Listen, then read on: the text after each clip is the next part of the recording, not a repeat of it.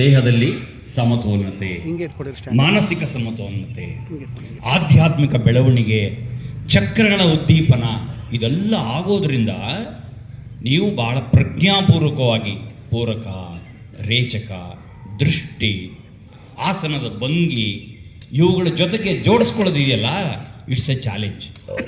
ಹಾಗಾಗಿ ಇದು ಭಾಳ ವಿಶಿಷ್ಟವಾದದ್ದು ಜೋಡಣೆ ಅಂತ ಹೇಳಿ.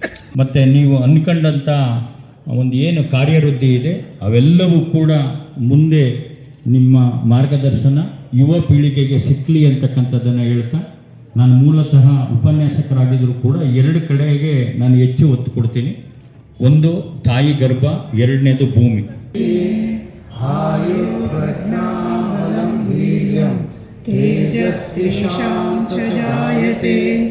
ಓಂ ನಮೋ ಭಗವತೆ ಸೂರ್ಯನಾರಾಯಣಾಯ. ಓಂ ನಮೋ ಭಗವತೆ ಸೂರ್ಯನಾರಾಯಣಾಯ. ಓಂ ನಮೋ ಭಗವತೆ ಸೂರ್ಯನಾರಾಯಣಾಯ. ಕಣ್ಣುಗಳನ್ನು ಮೃದುವಾಗಿ ತೆರೆಯೋಣ.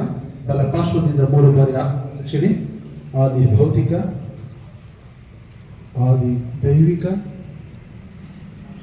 ಆಧ್ಯಾತ್ಮಿಕ ಅನುಕೂಲಗಳು ಹೆಸರೆಂದು ಆ ಭಗವಂತನಲ್ಲಿ ಪ್ರಾರ್ಥಿಸುತ್ತಾ ಭೂನಮನ ಮಂತ್ರ.